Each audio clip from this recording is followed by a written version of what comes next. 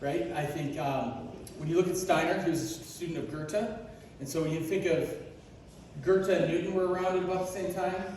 I think most people know Goethe from his poetry or Faust. He also wrote a book called The Metamorphosis of Plants, which is a great book. He was writing about the relationships plants have with each other. Newton was writing about chemistry. Raise your hand if you took chemistry in high school. Well, it looks like Newton won, right?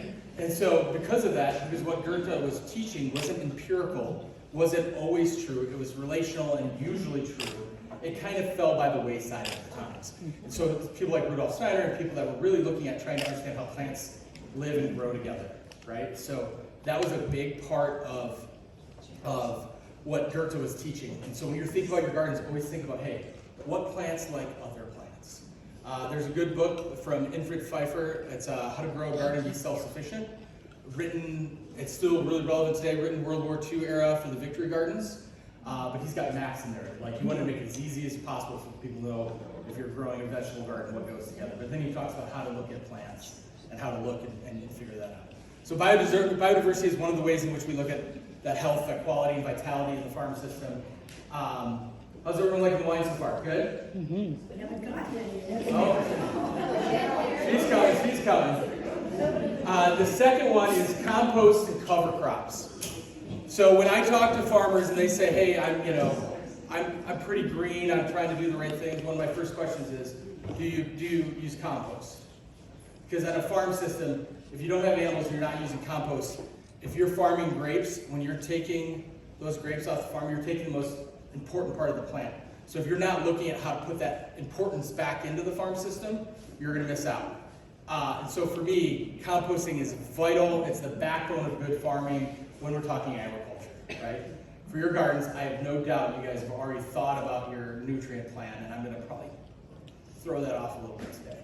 One of the reasons when I look at compost, for me, compost has to come from animal manure to have the quality I want. Now, you can compost anything, and it's probably a good thing to compost as much as you can and use it in some way.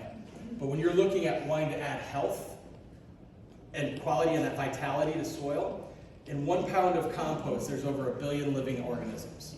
And so when you look at trying to influence and change your soil, good compost is the best way and the fastest way to do it. 2005, I moved to Napa. I lived up here in 03 and 04, worked at Chateau Grand Traverse, helped open Stella Restaurant, moved out to Napa.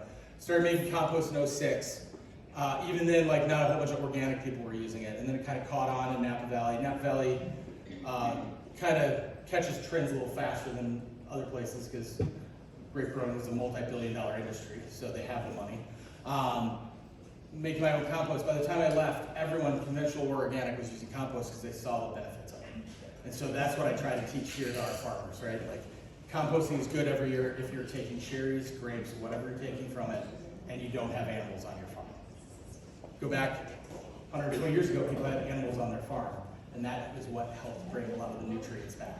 So by composting, we can really change soils, and I've seen this over time, both heal plants and heal soils and make them healthier.